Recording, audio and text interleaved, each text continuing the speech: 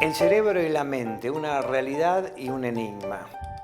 Ese es el título de un viejo libro de divulgación sobre las relaciones entre la mente y el cerebro. Si nosotros hacemos una reflexión muy simple, podemos darnos cuenta que hay aparentemente dos tipos de sucesos o fenómenos. Por un lado existen los fenómenos que componen nuestra vida mental. Es decir, somos sujetos o personas o seres que piensan, que sienten, que tienen sensaciones, que tenemos deseos, etc. Esos son los sucesos mentales. Pero también, si observamos el mundo exterior, vemos que hay otro tipo de sucesos y objetos. Objetos que ocupan un lugar en el espacio, que tienen masa, peso, volumen, etc. Esos son los objetos y los sucesos físicos. Hay otro aspecto importante respecto a estos dos tipos de sucesos, y es el siguiente: que las personas, en algún sentido, somos ciudadanos de dos mundos. Porque por un lado tenemos una vida mental, pero además tenemos un cuerpo, y el cuerpo tiene todas las vicisitudes de los fenómenos físicos, porque nuestro cuerpo es ubicuo en el espacio, tiene forma, tiene peso, tiene tamaño, etc. Es decir, se le aplican todas las propiedades de los fenómenos físicos. De modo que somos mente, pero también somos cuerpo. Tenemos un modo ambiguo de referirnos a esta relación de la mente con el cuerpo. A veces el cuerpo lo entendemos como constitutivo de nosotros, de nuestro ser, de nuestra personalidad, pero a veces también hablamos del cuerpo como si fuera algo externo. Entonces decimos, tenemos un cuerpo. Somos quienes somos una mente, pero tenemos un cuerpo.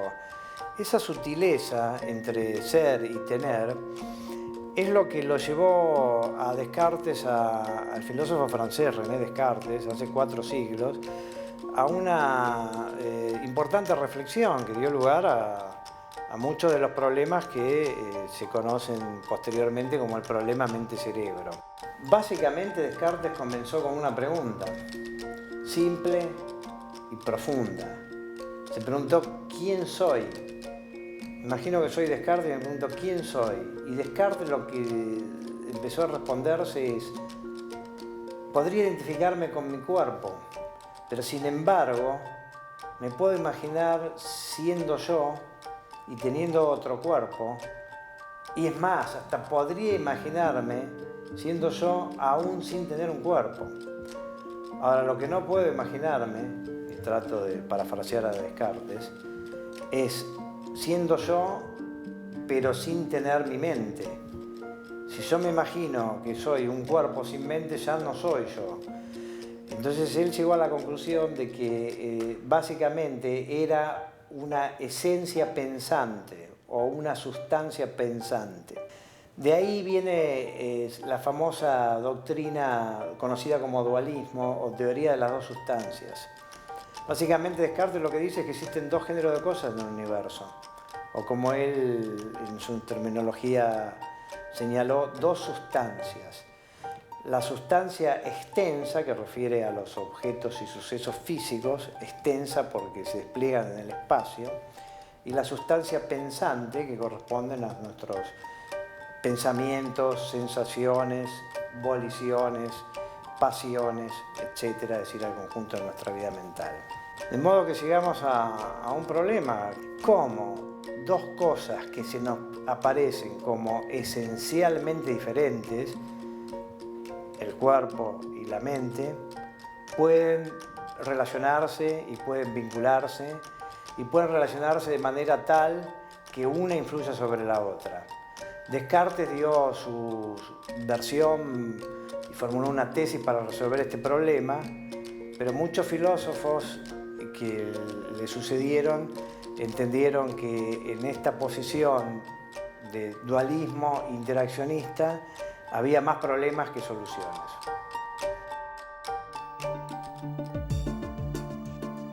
La ciencia moderna nos dice que toda nuestra vida mental, es decir, nuestras alegrías, tristezas, esperanzas, enamoramientos, culpas, remordimientos y pensamientos, todo existe en el cerebro.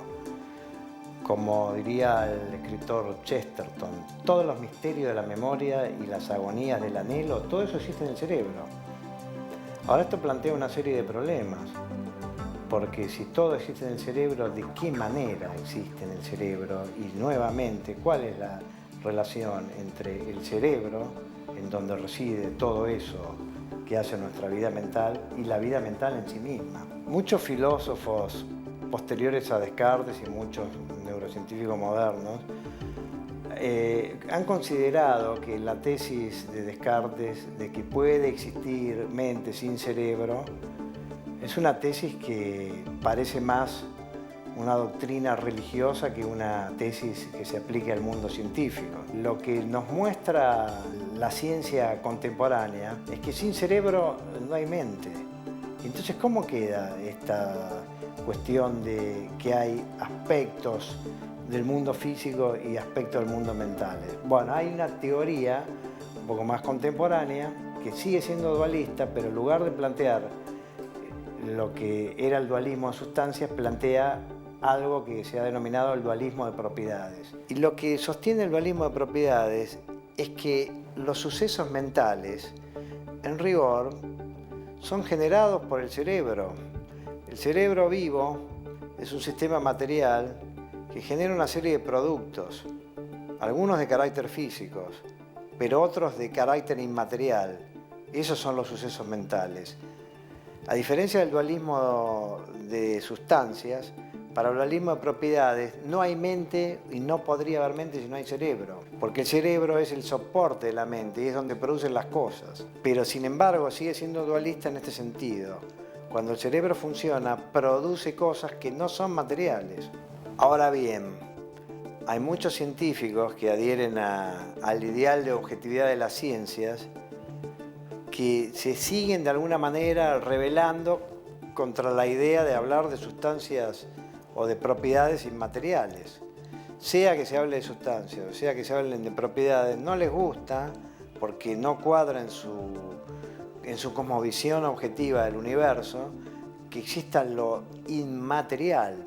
Entonces han ido por otra línea y han planteado en lugar del dualismo una doctrina que se conoce como monismo, y específicamente como monismo fisicalista. Lo que sostiene es algo sencillo. La mente es el cerebro y no es otra cosa que el cerebro.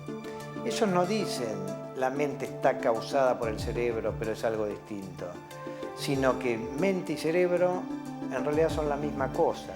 De modo que lo que nos dice el fisicalismo es que nuestras alegrías, nuestras tristezas y nuestras emociones en realidad no son más que constelaciones neuronales, modos de disponerse las neuronas en el cerebro.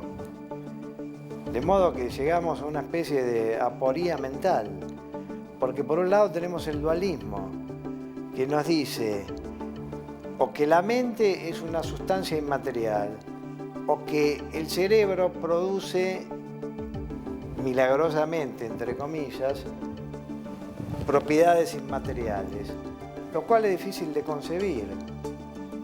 Pero también es muy difícil de concebir que nuestras alegrías y tristezas sean las neuronas y no sean más que las neuronas.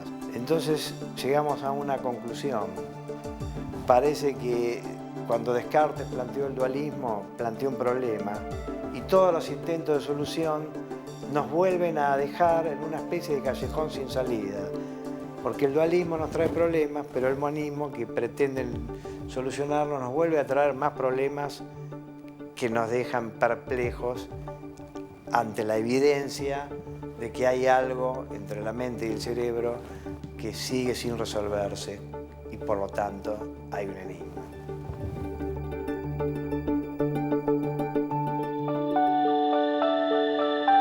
¿Qué haremos entonces con el problema mente-cerebro?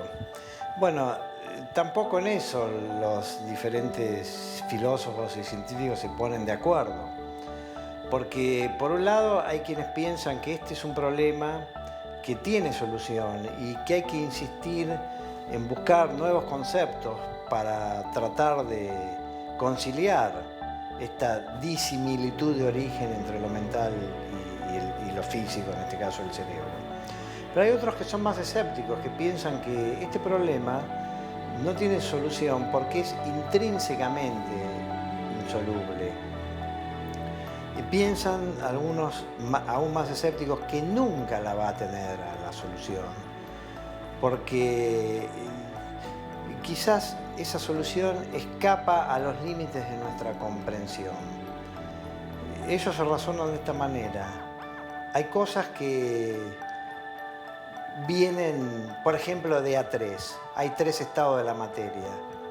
Y bueno, ¿y por qué no hay 28?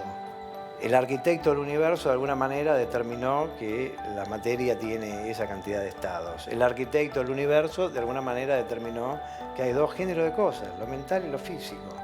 No se puede ir más allá de eso, simplemente sabemos que existe, lo tenemos que tomar como algo dado, como un dato. Pero más allá de estas perplejidades filosóficas, hay una vertiente un poco más pragmática para avanzar en el esclarecimiento del problema, que es la que nos propone la neurociencia contemporánea, incluyendo la neuropsicología. Han tenido un abordaje un poco más modesto, no aspiran a resolver el gran problema, sino a obtener algunos pequeños avances que nos permitan ir armando el rompecabezas. Sabemos que determinados cambios químicos provocan un cambio en la experiencia. Sabemos cuando las personas están desarrollando tal o cual tarea o actividad mental, podemos de alguna manera hacer un rastreo de las vicisitudes neurales que están asociadas con esas tareas a través de imágenes cerebrales con diferentes tecnologías. Pero ¿cómo se lleva a cabo este programa? Bueno, a través de actividades muy simples, como por ejemplo experimentos de laboratorio donde se pide a las personas que hagan tal o cual tarea, que piensen en tal o cual cosa.